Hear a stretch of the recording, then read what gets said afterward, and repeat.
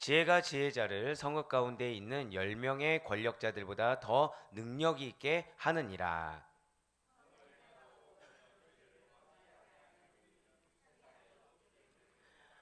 또한 사람들이 하는 모든 말에 내 마음을 두지 말라. 그리하면 내 종이 너를 저주하는 것을 듣지 아니하리라. 너도 가끔 사람을 저주하였다는 것을 내 마음도 알고 있느니라. 아멘. 할렐루야. 네, 성령의 담비가 내리는 이 시간, 이렇게 주님의 말씀의 은혜를 사모함으로 우리가 이렇게 하루의 시작을 말씀과 기도로 이런 것을 주께서 기쁘게 받으시다. 자, 저를 따라 크게 한번 고백하실게요. 나의 삶에 반드시 선하게 역사하십니다. 아멘. 네, 그 사실을 믿는 믿음으로 말미암아 이렇게 특별 새벽 기도에 함께하고 계신 우리 모든 성도님들을 주님을 환영하고 축복합니다. 이 새벽에 우리는 지금 전도서를 통해서 이전과 다른 은혜를 맛보는 귀한 시간을 가지고 있어요. 지금까지 전도자는 인간의 허물을 가중시키는 불행들에 대해서 계속해서 열거해 오고 있습니다. 그리고 이것을 극복하기 위해서는 무엇이 있다고 말씀드렸나요? 하나님과의, 한번 절대 고백하실게요, 바른 관계. 그런데 이 바른 관계를 가진 자들의 바른 자세가 있다는 거예요. 예, 그래서 전도서 7장 1절부터 8장 13절까지 이러한 허무 극복을 위한 하나님과의 바른 관계를 위한 바른 자세가 나오고 있는데, 특별히 어제는 누구를 의지하지 말라고요? 나를 의지하지 말라고 했습니다. 정확히는 불완전한 자기 의와 자기 지혜를 의지하지 말라는 교훈이 있었다는 거죠. 그 중에서도 오늘 본문인 전도서 7장 19절부터 22절까지의 말씀은 어제 새벽 설교의 내용에서 이어지는 것입니다. 어제가 누구를 의지하지 말라고요? 나를 의지하지 말라. 내가 의롭다고 생각하는 거, 내가 정답이라고 생각하는 거, 내가 지혜롭다 생각하는 거 의지하지 말라고 하면서, 지금 오늘은 무엇을 말씀하냐? 저부터 고백하실게요. 나보다 앞선. 예, 결론은 그거예요. 그러니까 나보다 앞선 하나님, 인간의 지혜보다 앞선 하나님에 대해서 지금 말씀해주고 있다는 거죠. 먼저 전도서 7장 19절 말씀 보도록 하시겠습니다. 지혜가 지혜자를 성읍 가운데 있는 10명의 권력자들보다 더 능력 있게 하느니라. 아멘. 저는 어떤 성도님들의 연락을 받았습니다. 근데 이 특별히 전도서를 통해서 은혜를 받는다는 성도님이 계셨는데, 여러분 아니에요. 네, 여러분 아닙니다. 여러분들은 뭐 전도서뿐이겠습니까? 모든 예배가 다 은혜인 줄 믿습니다. 뭐 강압적이면 어떻습니까? 네, 우리가 위로가 되면 되는 거죠. 근데 이제 이 전도서가 이전에는 그냥 허무하다로 끝나는 줄 알았다는 거예요. 그리고 이전에는 이게 모르는 표현들이 있지 않습니까? 근데 이거를 그냥 그런가 보다 하고 넘어갔는데, 이게 알고 나니까 더 깊이 있게 알게 되고 이것이 은혜가 된다라는 말씀을 해주셨어요. 그러면서 계속해서 새벽에 힘드시겠지만 이렇게 계속 해주셨으면 좋겠습니다라는 강압 아닌 강압을 들었습니다. 그래서 저도 강압을 했죠. 모든 은혜 예배가 은혜입니다. 예, 아멘이 줄어들었지만 뭐 2명이라도 아멘 했으면 된 겁니다. 자, 지금 우리가 좀 어색한 표현이 하나 나왔어요. 10명의 권력자들이라는 표현이 나왔는데, 먼저 그 말씀을 듣기 전에, 사실 인간의 지혜라는 것이 한계가 있을까요, 없을까요? 맞습니다. 인간의 지혜는 한계를 갖고 있는 것이 사실이에요. 하지만 중요한 거는 우리가 간과하지 말아야 될 것이 있어요. 이 한계가 있는 인간의 지혜는 누가 주셨습니까? 그거예요. 그렇기 때문에 그럼에도 불구하고, 한계가 있음에도 불구하고 어느 정도 상당히 효용 가치가 있는 것이 인간의 지혜라는 것도 사실이라는 것입니다. 자, 지금 그래서 솔로몬은 지혜자의 지혜가, 특별히 우리가 지금 생소한 표현 10명의 권력자들에 해당하는 완벽한 물리적인 힘보다 더 강력하다라고 이야기하고 있어요. 자, 제가 지금 강조해서 표현을 했죠. 10명의 권력자들에 해당하는 완벽한 물리적인 힘들보다 더 강력하다라고 이야기한 것이 7장 19절이라는 거예요. 자, 그러면 왜 하필 10명의 권력자들이라는 표현을 썼을까요? 여기서 10명의 권력자들은 역시 마찬가지로 고대 근동사의 행정제도와 관련해서 많이 이해가 될 수 있는 표현입니다. 자, 고대 근동의 무엇이요? 행정제도와 관련해야만 이해가 될 수 있는 표현이라는 거죠. 자, 당시에 강력한 힘을 가진 국가들이 있어요. 뭐 아수르가 있을 수 있을 거고, 페르시아, 그러니까 좀 세계 역사를 조금 관심 있는 분들은 다 익숙한 이름들입니다. 그리고 뭐 우리가 잘 아는 그리스, 로마, 여기에 통치자들이 공통적으로 갖고 있는, 계속해서 이게 뭐 아수르가 됐든 페르시아가 됐든 그리스가 됐든 로마가 됐든 공통적으로 이것이 굉장히 효용성 있는 행정 제도다라고 해서 채택한 것이 있습니다. 그것이 뭐냐면 통치자들이 자신의 부관으로 몇 명을 선택해서 보좌하도록 할까요? 10명을 선택해서 보좌하도록 하는 행정 제도가 있다는 거예요. 자, 10명의 보좌관들을 선택해서 자신을 선택하는 10명의 부관을 선택해서 자신을 보좌하도록 하는 행정 제도가 있다는 것입니다. 그러니까 통치자들이 10명의 부관을 했다. 이거는 무슨 의미가 될까요? 이것은 10명의 권력자들, 즉 10명의 왕을 통치자를 보좌하는 그 부관들, 그들의 권세가 어떨까요? 엄청나겠죠? 결국 10명의 권력자들이라는 것은, 자, 절대 고백하실게요. 완벽한 보호, 완벽한 보장, 예, 그거를 의미하는 거예요. 그러니까 10명의 권력자들은 결국 그 10명의 부관들이 왕, 통치자를 완벽하게 보좌한다, 완벽하게 보호한다, 완벽하게 보장해준다라는 것을 의미한다는 거죠. 그렇습니다. 진실로 인간의 지혜의 힘이라는 것은요, 개인을 힘있게 할 뿐만 아니라 그가 속한 공동체, 성읍, 나라까지도 견고하게 세워서 망하지 않게 하는, 보장해주는 강력한 힘을 공급해준다라는 거예요. 그렇다면 우리가 이러한 지혜를 얻으려면 어떻게 해야 되는 것입니까? 이 완벽한 보호, 완벽한 보장을 얻기 위해서는 과연 어떻게 해야 되는 것입니까? 탁월한 지혜를 소유했다는 현인이라도 찾아가서 가르침을 받아야 되는 것입니까? 아니라는 거죠. 아무리 뛰어난 현인이라고 하더라도, 뛰어난 지식인이라고 하더라도 지혜의 원천 대신은 하나님과는 비할 바 못된다는 사실을 여러분들 반드시 믿으시길 바라겠습니다. 제가 굉장히 존경하는 교수님이 한 분 있어요. 지금도 이렇게 제가 잘 이제 그분의 가르침을 따르고 그분이 이제 말씀해 주신 건 항상 경청하는데, 그분이 잊지 않고 하는 말씀이 있습니다. 그 뭐냐면 자기를 따르지 말라는 거예요. 결론적으로 궁극적으로 누굴 따라야 된다는 거예요? 하나님을 따르고, 이러한 지식적인 것, 성교학적인 지식적인 것도 결국 어디에서 나와야 된다는 거예요? 성경 안에서 나와야 된다는 말씀을 항상 하십니다. 예, 그분이 뭐라 말씀하신 걸까요? 석학이십니다. 제 되게 교만한 인간이잖아요. 근데 존경할 정도로 굉장히 뛰어나신 분이세요. 근데 그분 입에서 항상 나오는 게 뭐라고요? 나는 하나님보다 못합니다. 성경 말씀보다, 그분 여러 가지 저술서도 많아요. 근데 그거보다 더 뛰어난 게 뭐라고 하시는 거예요? 성경을 능가할 수 없다라고 고백을 항상 하시는 거예요. 그 겸손함을 항상 보여주신다는 거죠. 예, 맞습니다. 그러니 우리가 참 지혜를 갖는 것은 오직 단 하나밖에 없다는 거예요. 하나님을 경외해야만, 하나님을 믿는 믿음 가운데 겸손해야만 얻을 수 있는 것이 참 지혜라는 것입니다. 하나님을 진실된 마음으로 경외하는 자는 세상 누구보다 큰 힘을 가진 자다라는 이 솔로몬의 말씀을 반드시 기억하시길 바래요. 아무리 완벽한 보좌관을 두고 완벽한 행정 제도를 갖춘다고 하더라도 하나님을 진실되게 경외하는 것에 비할 바가 못 된다라는 이 솔로몬의 말을 기억할 수 있어야 된다는 것입니다. 자, 어떻게 해서 이거를 우리는 또 증명받을 수가 있는 것입니까? 여러분들, 애굽의 노예로 팔려간 요셉을 한번 떠올려 보시길 바래요. 자, 그가 누구를 경외했습니까? 항상 누구 앞에 살았습니까?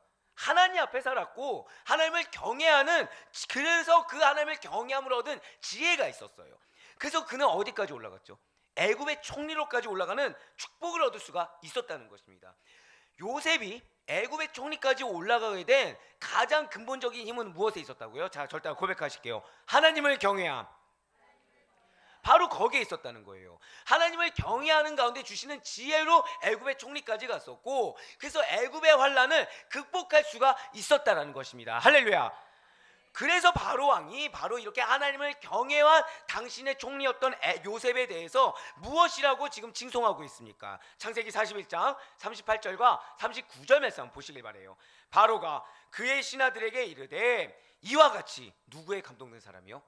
하나님의 영에 감동된 사람을 우리가 어찌 찾을 수 있으리요 하고 요셉에게 이르되, 자, 지금 애굽 다신을 섬깁니다. 우상 숭배 근원지예요. 그런데 뭐라고 얘기하고 있어요? 하나님이 이 모든 것을 내게 보이셨으니 너와 같이 명철하고 지혜 있는 자가 없도다. 요셉의 명철함과 지혜가 어디에서 근거한다고 지금 고백하는 겁니까? 이방 민족이 하나님이라고 고백하는 겁니다. 근데 그렇게 고백할 수 있을 정도로 요셉은 어떤 모습을 보인 거예요? 하나님을 경외하는 믿음을 보여준 것입니다. 그렇습니다. 이러한 요셉의 명철함과 지혜, 아니 그 전에 있어서 하나님을 경외하는 믿음이라는 것은 바로 왕에게 있어서요, 하나님을 경외하는 자에게 임하는 그 역사, 은혜가 어떤 것인지를 증거하는 하나의 표징이 되었다는 것이죠. 이 증거가 오늘날을 살아가는 여러분과 저에게도 동일하다는 거예요. 자, 절대 고백하실까요? 나는 하나님만을 경외하겠습니다. 아멘. 이것이 우리에게 능력이 된다는 거예요. 이것이 우리에게 증거가 된다는 것입니다. 진실로 하나님께서 주신 지혜, 정확히는 하나님을 경외하는 자들에게만 허락하신 그 지혜를 가지고 행하게 되면 그것을 통해 여러분들의 삶에 반드시 하나님의 살아계심을 증거하는 놀라운 역사를 편만하게 경험할 수 있다는 사실을 믿으며 나아가는 우리 모두가 될 수 있길 간절히 소망합니다. 예, 맞습니다. 무엇보다도 우리에게 하나님의 지혜가 필요해요. 그러기 위해서는 하나님을 경외해야 되는 거 맞습니다. 근데 그것이 왜 필요할까요? 인간의 지혜의 한계 때문인 것도 맞아요. 지금 솔로몬이 말한 대로 인간이 아무리 지혜를 가진다고 해도 참 지혜를 가질 수가 없어. 인간이 행정적으로 아무리 완벽하게 갖춘다고 해도 하나님을 경외하는 자에게 주시는 지혜만큼은 못해라고 말한 건 맞아요. 하지만 중요한 것은 우리 인간의 연약한 지혜의 한계 때문에 하나님을 경외하는 자에게 주어지는 지혜가 필요한 것은 아니라는 것입니다. 그에 더해서 우리 스스로가 완전한 의인이 아니기 때문이라는 거예요. 우리 스스로가 지혜의 한계뿐만 아니라 의인이라고 말하기엔 너무 턱없이 부족하다는 거죠. 그래서 무슨 가능성이 있는 것입니까? 우리는 언제나 죄를 범할 가능성이 있다는 거예요. 그래서 어제 설교 가운데도 나오지 않았습니까? 우리가 올바르게 서 있지 않으면 우리는 얼마든지 죄를 범할 수가 있어요. 우리가 올바르게 서 있지 않으면 나는 정답이라고 얘기하지만 이 정답 안에 뭐가 담겨 있어요? 죄악이 담겨 있을 수가 있다는 거죠. 그래서 우리에게 하나님의 지혜가 필요한 이유는 나는 얼마든지 죄인으로 전락할 수 있기 때문입니다. 얼마든지 죄를 하나님 앞에 범할 수 있는 가능성이 농후하기 때문이라는 거예요. 바로 이러한 점을 전도서 7장 20절이 지금 말해주고 있는 것입니다. 7장 20절 말씀입니다. 선을 행하고 전혀 죄를 범하지 아니하는 의인은 세상에 없기 때문이로다. 지금 죄를 범하지 않는 의인은 세상에 있다고 해요, 없다고요? 아예 없다라고 솔로몬은 단정지어 선포하고 있습니다. 아예 없다고 하고 있어요. 정확히 선을 행하고 그냥 죄를 범하지 아니하는도 아니에요. 전혀라는 표현을 썼습니다. 그러니까 아예 가능성이 1%도 없다는 거예요. 지금 이 부분은 무엇을 얘기하는 걸까요? 모든 인류의 타락을 얘기하는 것입니다. 인류의 시조인 아담의 범죄 이후에 타락한 인류에게 있어서 도덕적인 연약함, 도덕적인 불완전함이라는 상태는 누구도 부인할 수 없는 진실입니다. 이 세상에는 그래서 완전한 의인이란 존재할 수가 없어요. 완전한 의인은 어디가 있는 거예요? 우리가 영화의 단계에 들어갔을 때만이 가능한 겁니다. 성화의 단계에서는 절대 완전한 의인 불가능해요. 의인이라 칭함받을 수는 있겠죠. 하지만 언제나 의인이라 칭함받았어도 그 정체성에 걸맞지 않게 죄를 지을 농후할 가능성을 가진 자들이 우리입니다. 예, 맞아요. 불완전합니다. 도덕적으로 연약해요. 그래서 이 세상에 완전한 의인이란 존재할 수 없기 때문에 그 누구도 불완전한 인간의 의, 인간의 나름의 기준, 인간의 나름의 정답을 내세워서는 안 된다는 거죠. 그래서 사도 바울이 로마서 3장 23절 통해서 우리에게 이렇게 증거하고 있는 것입니다. 로마서 3장 23절의 말씀입니다. 모든 사람이 죄를 범하였음에 하나님의 영광에 이르지 못하더니. 아멘. 진실로 인간은 죄에서 벗어나지 않으면 하나님의 영광에 이를 수가 없다는 거예요. 하나님의 영광에 이르기 위해서 무엇에 벗어나야 된다고요? 죄에서 벗어나야 된다는 거죠. 성경은 하나님의 지혜인 예수 그리스도를 통해서만이 죄에서 벗어나 하나님의 영광에 이를 수 있다는 것을 가르쳐주고 있습니다. 인간 혼자의 힘으로는, 인간 스스로의 노력으로는 의를 추구하고 의를 행하는 거 불가능하다는 거예요. 교회 안에서 우리가 구원의 완성을 위해 달려가는 공동체, 구원을 잇는 계승하는 공동체가 교회라고 우린 배웠습니다. 그런데 중요한 거는 그럼 교회 안에는 뭐가 있어야 될까요? 의가 있어야 돼요. 하나님의 거룩한 의가 살아 숨쉬어야 됩니다. 믿으십니까? 근데 이것이 인간들의 만남과 모임으로는 절대 불가능하다는 거예요. 부서가 되었든 전도회가 되었든 선교회가 되었든 다 뭐가 중심되어야 되는 거예요? 말씀 중심이어야 됩니다. 기도보다 앞서지 않아야 돼요. 하나님의 거룩하신 뜻, 사명보다 다른 것이 우선되어서는 안 되는 것입니다. 예, 맞아요. 우리가 부서에서 부서 모임 하기 전에 항상 여러분들 뭐 하시죠? 기도회를 갔죠. 작게나마 말씀을 듣고 기도회를 갔습니다. 왜죠? 시작을 하나님 앞에 경배함으로 하는 거예요. 그냥 하는 거 아닙니다. 그냥 우리 부서 흥하게 해주세요. 그냥 이런 인본주의죠. 기복적인 그거를 위해서 하는 게 아니라 우리의 부서의 시작이 지금 누구로부터 시작하는 거예요? 하나님께 경배함으로. 이것이 무엇이죠? 하나님을 경외함으로 시작하는 겁니다. 그럴 때 그 부서에 무엇이 임하는 것입니까? 참 지혜가 임하는 거예요. 하나님만이 주실 수 있는 지혜가 우리 교역자들과 선생님들과 그들을 통해서 도구 삼아 이렇게 이어져서 결국 그것이 누구에게 전해지는 거예요? 다음 세대에 전해지는 겁니다. 그래서 그 시작이 무슨 공동체든지 간에 실제로 우리가 의를 추구하고 의를 행하기 위해서는 하나님의 말씀보다 기도보다 앞서서는 안 된다는 거죠. 하나님의 사명보다 하나님보다 정확히 하나님을 경외하는 것보다 다른 것이 앞서거나 먼저 되어서는 안 된다는 거예요. 그렇기 때문에 전도자는 인간의 한계성을 깨달으면 깨달을수록 결국 필요한 것은 하나님의 탁월한 지혜. 근데 그것이 무엇으로 말미암아 얻을 수 있다고요? 한 번 더 절대 고백하실게요. 나는 하나님만을 경외하겠습니다. 그럴 때 하나님의 탁월한 지혜를 얻을 수 있다는 사실을 여러분들 반드시 믿으시길 바라겠습니다. 그러니까 우리가 왜 그런 적이 있으실 거예요. 기도하는데 갈 바를 알지 못하겠는 겁니다. 기도하는데 마음이 후련해지긴커녕 막막하기만 한 거예요. 왠지 아십니까? 하나님 앞에서 해야 되는데 내 기도 제목 앞에서 하기 때문이에요. 하나님을 경외함으로 해야 되는데 그냥 하나님을 램프의 지니처럼 응답해 주시는 대상으로 전락시켜 버리고 하나님 뜻대로 내가 맞추는 것이 아니라 내 뜻에 하나님을 맞추려고 하는 넋두리다 보니까 내 마음에 변화 없습니다. 하나님만이 주실 수 있는 지혜 받을 수가 없는 거예요. 하지만 사랑하는 여러분들, 여러분들의 마음이 어떠하든지 여러분들의 상황이 어떠하든지 늘 항상 하나님 앞에서 먼저 서시길 바래요. 그 하나님을 경외하시길 바랍니다. 그 경외하는 가운데 하나님이 주시는 쓴 메시지가 있다고 한다면 그대로 받아들이시고, 내가 봤을 때 내가 전혀 생각하지 않는 영역의 것을 말하면 그대로 아멘으로 순종하시는 가운데 그 길을 따라 인도하시는 하나님의 지혜와 능력과 역사심을 경험할 수 있는 우리 모두가 될 수 있길 간절히 소망합니다. 이거를 지금 솔로몬이 고백하고 있는 거예요. 그렇습니다. 19절과 20절 말씀은 인간의 지혜의 한계와 그리고 불완전한 의를 계속 추구하고자 하는 이 인간의 한계를 극복하려면 다른 거 배우지 말고 하나님을 경외한 것부터 배워라 라고 지금 그것을 알려주고 있다는 거예요. 사랑하는 여러분들, 지금 이거 누구에게 얘기하고 있습니까? 솔로몬이? 이방 민족입니까? 이스라엘 민족이에요. 하나님을 믿는다고 하는데 그들이 지금 노력합니까? 안 합니까? 노력을 해요. 열심히 노력을 합니다. 근데 누구의 노력을 하고 있는 거예요? 인간의 노력을 하고 있는 거예요. 누구를 의식하고 있습니까? 사람만 의식하고 있는 거예요. 기준이 지금 누가 되고 있죠? 왜 어제 말씀드렸죠? 의인과 악인의 기준이 누구였어요? 자기 자신. 말씀이 기준되지 않는 거예요. 그러니까 지금 결국 이 솔로몬의 말은 무엇일까요? 자, 절대 고백하실게요. 본질로 돌아가야 합니다. 이거예요, 이거. 본질로 돌아가라는 거예요. 처음에 우리들이 창조되었을 때 하나님을 경배하고 예배드리는, 하나님을 경외하는 믿음에 바로 그 본질로 돌아가라는 것입니다. 그러면서 21절과 22절 말씀은 그러니까 우리의 연약함, 어떠한 한계성 때문이 아니라, 그것뿐만이 아니라 우리가 하나님의 지혜를 배워야 할 또 다른 이유에 대해서 설명하고 있습니다. 자, 절대 고백하실게요. 나의 말을 절제하겠습니다. 지금 그 얘기하는 거예요. 그 얘기.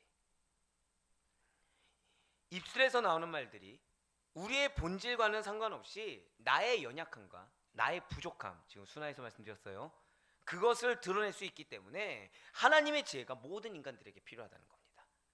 그러니까 내 마음에 있는 어떤 죄악된 것들이 입 밖으로 흘러나올 수 있기 때문에 우리 뭐가 필요하다는 거예요? 하나님의 지혜가 필요하다는 겁니다. 자, 좀 더 한번 딥하게 들어가 볼까요? 내 입술로 내 마음에 있는 것이 악한 것이 드러났어요. 자, 이거 죄가 될까요, 안 될까요?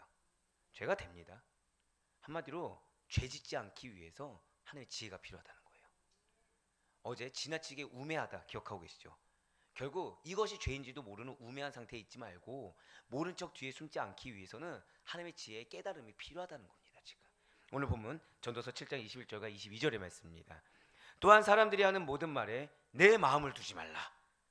줄칠 수 있으면 줄치세요. 그리하면 내 종이 너를 저주하는 것을 듣지 아니하니라. 너도 가끔 사람을 저주하였다는 것을 내 마음도 알고 있느니라. 아멘. 지금 이 말씀만 먼저 보면 지금 사람들이 하는 말에 우리의 마음을 두지 말라고 합니다. 그러니까 사람들이 무슨 말을 하든 신경 쓰지 말라는 얘기죠. 근데 중요한 거는 누가 나를 저주하고 있어요? 너의 종. 이 당시에 종은 누구죠? 가족과 같습니다. 가족이 나 욕하는 것을 듣지 않을 수가 있다는 거예요. 가족이 나 욕할 정도를 듣지 않을 정도면 타인이 나 욕하는 거 듣겠습니까? 안 듣겠습니까? 안 듣겠죠. 그러니까 시험 들지 않는 거예요. 한마디로 사람이라면 누구나 나에 대한 다른 사람들의 판단과 평가에 민감하기 마련입니다. 제가 새벽마다 기도하는 게 있어요. 뭘 기도할까요? 저 죄송하지만 남이 저 욕하는 거 별로 신경 안 씁니다. 남이 욕하면 저 맨날 뭐라 그러죠? 여러분들 저 무병장수 할 것 같습니다. 저 굉장히 오래 살 것 같아요. 이렇게 얘기하는데 누구를 신경 쓸까요? 여러분들 신경 써요. 여러분들. 그러니까 예를 들면 이런 거죠. 아멘이 적은 거예요. 그럼 생각을 많이 할까요? 안 할까요? 생각을 많이 하는 겁니다. 자, 이러면 될까요? 안 될까요? 이러면 안 된다는 거예요. 그래서 새벽마다 뭘 기도하죠? 여러분들 신경 쓰지 말고 하나님만, 하나님이 기뻐하시는 설교할 수 있게, 하나님이 기뻐하는 예배 드릴 수 있게 기도한다는 겁니다. 예, 지금 저는 사람의 말에 묻어난 거를 사실 묻어내요. 왜냐하면 이전에 회사 생활했을 때 그러지 않으면은 제가 했던 업무 특성상 버틸 수가 없습니다. 버틸 수가 없어요.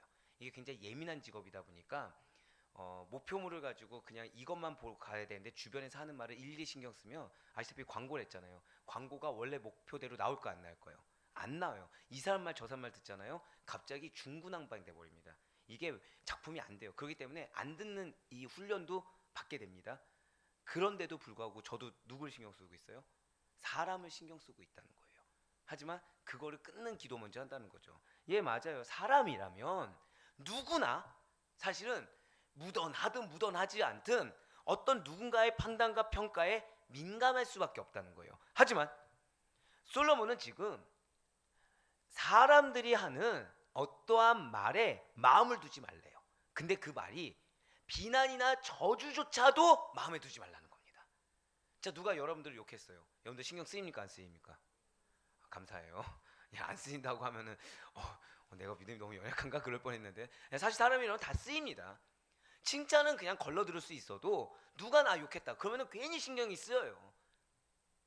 또한 타인의 악한 말을 듣는 자신도 중요한 거는 솔로몬은 뭐라 얘기했어요? 똑같이 다른 누군가에게 비난과 저주의 말을 할 때가 있다는 거예요. 그러니 다른 사람들 말에 너무 민감하게 반응하지 말라는 것입니다. 만약에 다른 사람 말에 좌지우지 된다고 한다면 스스로 함정과 올무에 빠질 수밖에 없다라는 것이죠. 본질을 깨닫지 못한 사람들의 어떠한 선입견이 있을 수 있어요. 변덕스러운 말이 있을 수 있습니다. 악의적이거나 부정적인 말들에 얽매여서는 결코 아무런 일도 이룰 수가 없다라는 이 솔로몬의 말을 반드시 기억하시길 바래요. 절대 고백하실게요. 사람의 말보다 하나님의 음성에 이걸 기억하셔야 돼요. 오늘 우리가 기도하며 나갈 때 여러분들 다른 거 앞서 있었던 기도 제목들 뭐 여러 가지 마음에 은혜가 되는 메시지가 있을 수 있습니다. 하지만 지금 이거는 반드시 기억하셔야 돼요. 오늘 결단하며 나갈 때 주님 오늘 하루를 시작할 때 사람의 말이 아니라 하나님의 음성에만 반응하는 내가 될 수 있도록 인도하여 주시옵소서. 이 기도를 드리며 실제적으로 하나님의 음성에만 민감하게 반응하며 나아가는 여러분과 제가 되길 간절히 소망합니다. 오늘날 많은 사람들, 얼마나 많은 사람들이 무심코 내뱉은 말에 상처를 입고 또한 사실이 아님에도 그러한 말들의 지배를 받으면서 부정적인 삶을 살거나 자아도취에 빠진 삶을 사는지 모릅니다.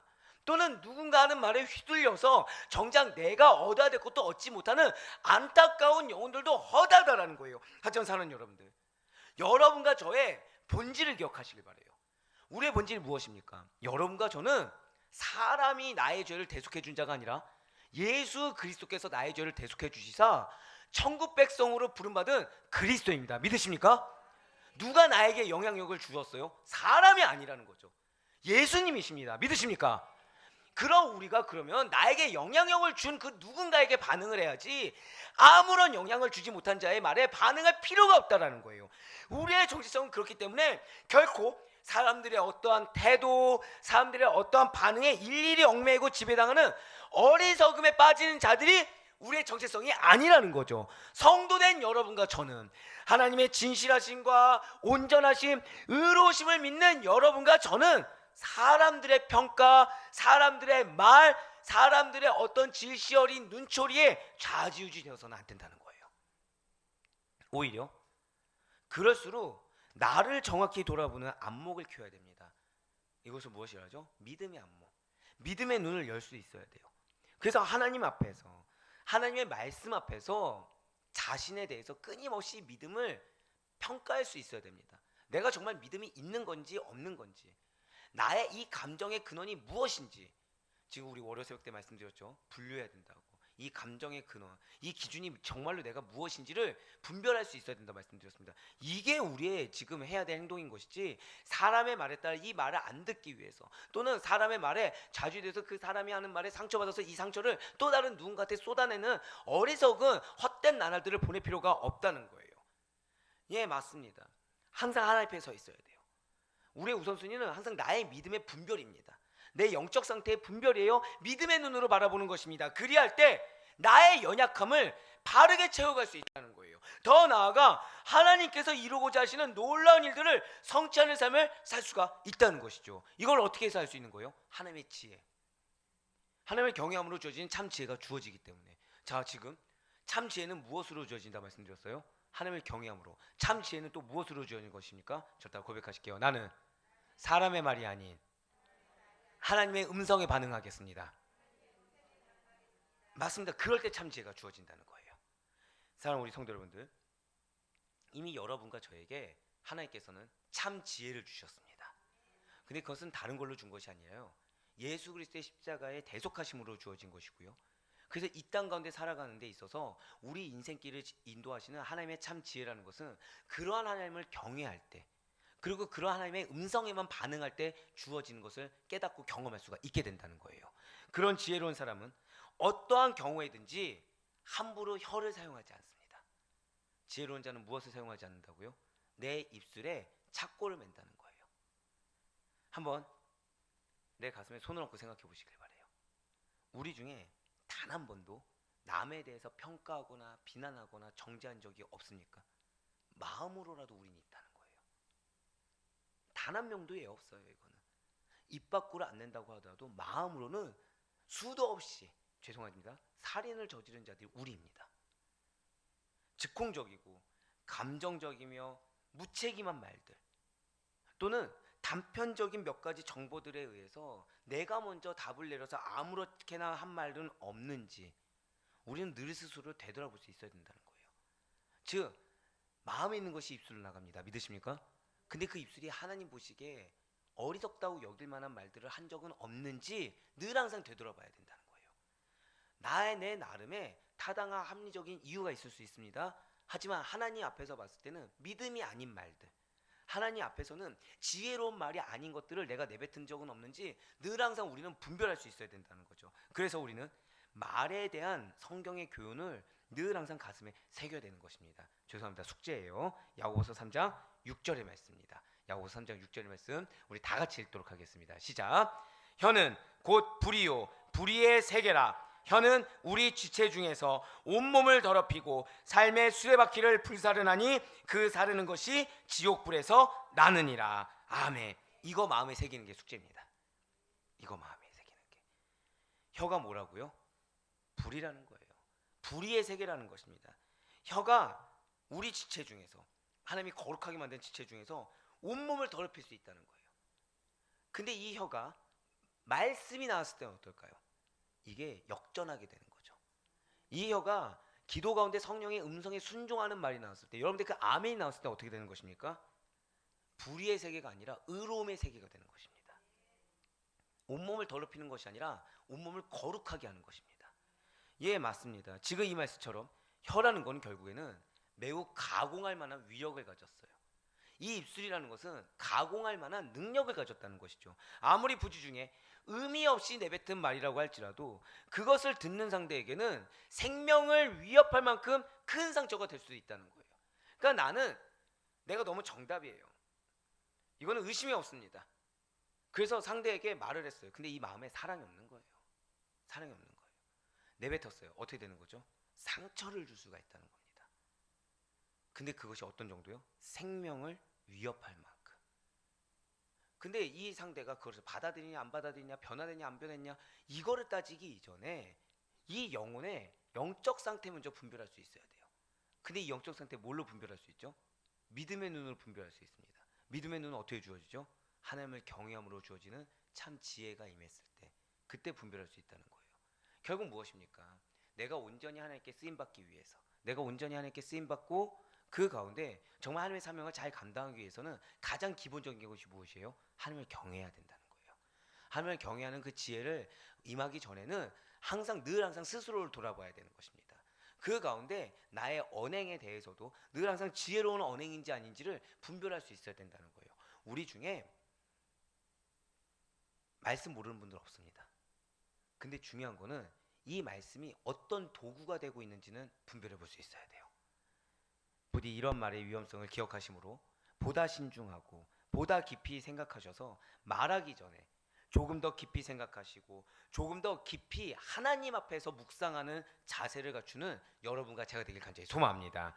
그것이 진정한 삶의 지혜입니다. 그것이 지혜로운 삶, 축복된 삶을 살기를 원하는 사람이 잊지 말아야 할 삶의 중요한 자세라는 사실을 반드시 기억하시길 바라요. 우리 사랑하는 모든 성도님들, 오늘 본문에서는요, 하나님을 경외함으로 하나님의 지혜를 배워야 하는, 정확히는 하나님의 지혜를 받을 수 있는 세 가지 이유가 제시되었어요.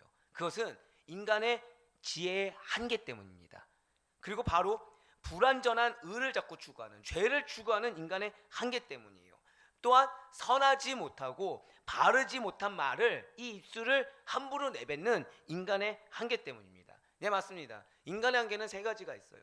아무리 내가 경험이 많고 지혜를 쌓는다고 해도 그 지혜는 한계가 있습니다. 이 행동 역시 뭐가 있어요? 죄의 한계가 있어요. 입술 뭐가 있어요? 역시 선하지 못하고 죄악의 결실을 내뿜는, 마음의 더러움을 내뿜는 한계가 있습니다. 하지만 여러분과 저는 다른 자들이라는 거예요. 근데 이런 한계들이 하나님을 경외했을 때 180도 바뀌게 된다는 사실을 기억하시길 바라요. 우리의 언어는 달라야 합니다. 우리의 삶은 하나님을 경외함으로 주어지는 그분의 참 지혜로 달라야 된다는 것이죠. 여러분과 저에게 올해 목표를 무엇을 주셨습니까? 신앙의 모범이 되어야 된다. 우리가 다른 누군가가 우리를 봤을 때 그리스도의 향기를 맡고 그들이 우리로 말미암아 변화되어야 되는 사명이 있다는 사실 기억하시길 바라요. 그래서 지금 오늘 이 전도서의 말씀은 굉장히 중요합니다. 우리가 신앙의 모범을 삼기 위해서 우리에게 지금 필요한 것이 무엇이에요? 절대 고백하실게요. 끝까지 하나님만을 경외하라. 이걸 반드시 기억하세요. 끝까지 하나님만을 경외하는 가운데 주님께서 주신 지혜, 경외하는 자들에게만 주시는 그 지혜를 받아 누릴 수 있는 여러분과 제가 되길 간절히 소망합니다. 그러한 자는요, 언어가 다릅니다. 그러한 자는 행실이 다릅니다. 그러한 자는 바라보는 눈이 다른 것입니다. 그러니 바라옵기는 한계투성인 인간 본연의 부족함과 연약함 앞에 더욱 하나님을 경외하는 겸손한 자세를 견지하시기 바라요. 그래서 하나님만을 경외하기에 힘쓰시는 가운데 참된 그리스도인의 선한 본이 되시는 우리 모든 성도님들의 축복된 한 주, 하루, 아니 일평생의 삶이 될 수 있기를 주님의 이름으로 간절히 축원합니다.